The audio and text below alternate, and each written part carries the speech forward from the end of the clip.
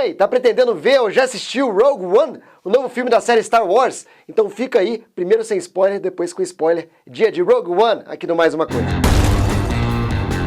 Vimos então o filme Rogue One, que está ali no meio das trilogias, ele se passa depois de A Vingança do Sith e antes de A Nova Esperança, um pouquinho antes de A Nova Esperança. E conta aquela história que a gente tá careca de saber desde o episódio 4, A Nova Esperança, quem são aqueles caras que roubaram os planos da Estrela da Morte. A gente finalmente descobre o que aconteceu e como os planos da Estrela da Morte foram parar nas mãos da princesa Leia nesse filme Rogue One. E o mote de Rogue One é esperança, né? Eles falam que a rebelião ela nasce da esperança. E uma coisa bem interessante para reparar nesse filme é como a gente estava acostumado com o bem e o mal bem delimitados, né? O Império e a rebelião eram duas coisas completamente diferentes e ou você era de um lado era bom ou era do outro era mal. A gente vê agora que dentro da própria rebelião tem vários tons de cinza, tem pessoas mais radicais, tem pessoas mais moderadas e dentro dos rebeldes, obviamente, a gente tem sequestradores, assassinos, sabotadores, espiões, então todo tipo de criminoso de guerra você encontra dos dois lados dessa guerra civil que está acontecendo na galáxia. No próprio Império a gente vê dentro do possível oposição, né, pessoas que estão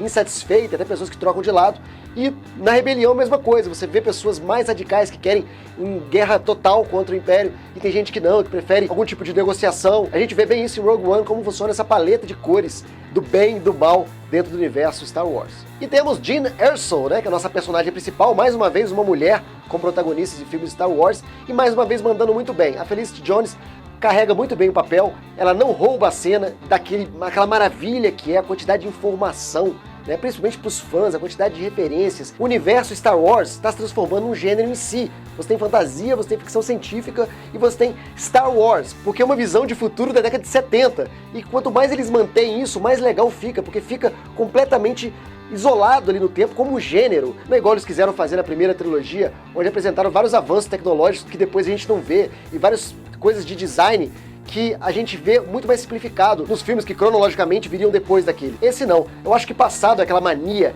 de CGI, animais de CGI, monstros de CGI, tudo muito computadorizado, realmente estão se apegando à estrutura básica de Star Wars. Já viram que deu certo, graças ao episódio 7, e trazem isso muito bem em Rogue One. Parece que você está vendo um filme que realmente se comunica, e ele tem pontos de ligação imensos e incríveis e muito bem feitos com os filmes clássicos de Star Wars que foram rodados há 40 anos atrás. Isso é muito, muito legal de assistir. Não só para os fãs, mas quem está chegando agora também é imerso no universo de que por si só tem seu significado. Ele não precisa ser o futuro da Terra, ele não precisa tratar coisas futuristas que a gente conhece. Ele pode ser uma visão de futuro do seu próprio universo, o que faz tudo ficar muito legal e criativo. Outros personagens que eu acho interessante comentar aqui, primeiramente o Saw Gerrera, que é o Forrest Whitaker, né? Parece que o Forrest Whitaker, ele fez aquele filme que chama A Reconquista, que eu falei aqui no 4 Coisas de Ficção Científica, onde eu comentei que as interpretações deles, principalmente do John Travolta, tava bem exagerada. While you were still learning how to spell your name, I was being trained to conquer galaxies. Parece que o Forrest Whitaker, ele faz uma homenagem ao John Travolta e ele faz um personagem extremamente afetado. Eu dei uma olhada até no Clone Wars, né, porque o Saw Gerrera ele já existia antes, ele é um personagem para fazer ligação entre a animação e o cinema. I'm Saw Gerrera. What do you want? Your freedom, sire. You're to be executed tomorrow, but I'm getting you out of here. E ele já existia antes, mas ele não era tão afetado igual a gente vê no cinema. O Forrest Whitaker pisou no acelerador no máximo da afetação e até me incomodou em certas partes a interpretação dele. Outro destaque que não dá pra deixar de falar, eu acho que todo mundo vai gostar muito do robô K2, né, que tem o mesmo nome de uma montanha, né, afinal de contas ele é alto pra caramba, pode ter sido uma brincadeira, e ele é uma mistura de Groot com o Sheldon. Ele é o Groot com a mentalidade do Sheldon, então ele é sarcástico e ele é aquele cara gigantesco e forte. Então é um personagem bem interessante, bem diferente do universo Star Wars. A gente tem pela primeira vez uma equipe, né, onde todo mundo é humano e um droid. A gente não tem um Chewie, a gente não tem um Jar Jar Binks, a gente tem todos humanos e um droid que tem tudo para ser o queridão dos colecionadores e dos fãs. Outro destaque para o vilão Krennic, gostei bastante. Vilão a gente tá vendo ultimamente, é difícil você carregar um vilão legal. O Krennic manda muito bem e tá um vilão bacana, não tá roubando a cena demais, tá um cara que você entende as intenções dele e tá ali equilibrado para ajudar o resultado final. Darth Vader, tem Darth Vader, a gente já tinha visto no trailer, a gente já sabia que o James Earl Jones ia fazer a voz do Darth Vader, mas para você que não viu, para deixar a expectativa de vocês no balanço certo, o Darth Vader aparece, ele tem bom tempo de cena, mas ele não atrapalha o filme, ele não tem ação. Se você tirar o Darth Vader do filme, não muda nada. Ele tá lá pra fazer fanservice, ele tá lá pra colorir, pra pontuar, e é muito legal ver o Vaderzão de volta em cena. Destaque também para o Chirrut, né, que é um cara que é vidente da força, ele é sensitivo da força, mas ele não é um Jedi em si. Isso é muito interessante, a gente vê várias vezes a força como uma religião mesmo, aquela coisa que o cara lá da Estrela da Morte fala com Darth Vader, a sua devoção à religião antiga, a gente vê realmente como o Jedi, como a força virou uma religião antiga, a gente vê isso bastante nesse personagem do Chirrut, que ele é cego, mas ele usa a força para se orientar, ele é praticamente o Stick do Demolidor, é igual, é o mesmo personagem. Não vamos aqui falar de todos os personagens principais, porque são muitos personagens, eu acho que até falta tempo para apresentar todo mundo. Geralmente o cara entra e fala assim, ó, isso aqui é assim, pai, vai, continua a história, não dá pra parar pra contar a história dele, vambora. Então o personagem entra e sai da trama, você não sabe nada sobre ele, sabe de onde veio, por que é daquele jeito, mas é assim que funciona e é assim que o filme vai e é assim que entrega um filme chuto, um filme despretensioso, mas um grande filme de ação, um grande filme de aventura e que você não pode deixar de ver. Agora, vamos para os spoilers. Atenção para o aviso de spoilers. Se você não viu o Rogue One, pausa, deixa pausado, não fecha a janela, pausa, dá o like, deu like, beleza. Então você vai pausar, vai assistir, corre lá. Quando você voltar, você despausa que a gente vai conversar sobre spoilers. Muitas, então, referências de Star Wars. A gente vê R2-D2, a gente vê a Princesa Leia no final, que deixou todo mundo, uau, o cinema inteiro gritando. Foi muito bom ver. A caracterização em CGI tá quase perfeita, tá excelente. Também outras referências mais sutis, como os brigões da taverna lá do episódio 4, eles aparecem justamente na mesma situação, né? Alguém esbarrando eles e falando assim, I have the death sentence on 12 systems. Outra referência legal pra gente indicar aqui, Bad Feeling About It, que o bordão clássico de Star Wars, que é dito em quase todos os filmes. I have a bad feeling about this. I've got a bad feeling about this. bad feeling about this. Very bad feeling about this. A bad feeling about I this. have a bad feeling about this. I have a bad feeling about this. I have a really bad feeling about this. I got a bad feeling about this. Está também em Rogue One. E corrigiram uma coisa que sempre se falava sobre o universo Star Wars, é porque a Estrela da Morte tinha a porra daquele exaustor.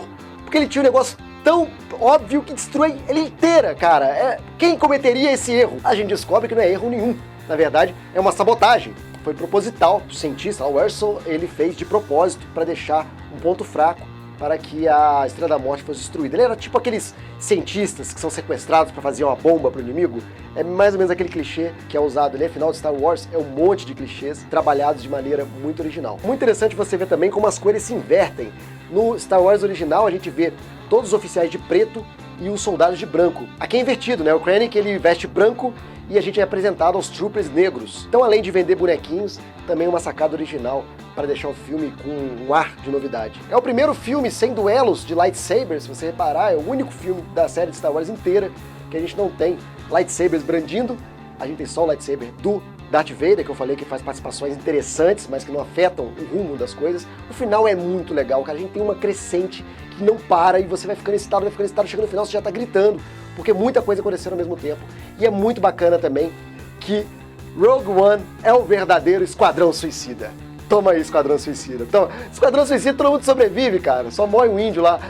No Rogue One não sobra nenhum pra contar a história. E é claro, tem que ser assim, porque o Rogue One, na verdade, ele foi uma missão não só suicida, mas também clandestina, então ninguém sabe direito quem participou. E é por isso que esses caras não aparecem depois, na Nova Esperança. Então, por mais que você fique, ah, meu Deus, morreu, né?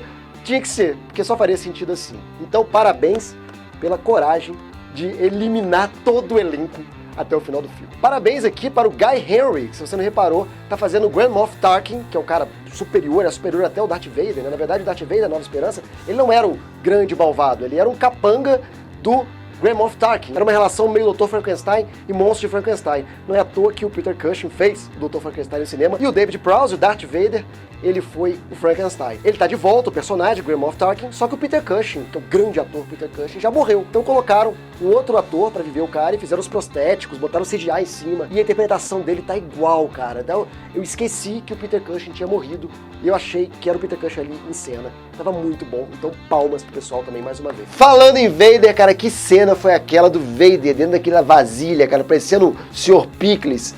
Cara, muito sinistro, cara, foi chocante como ver a careca do Vader lá no Império Contra-Ataca, foi igualmente bizarro, adorei.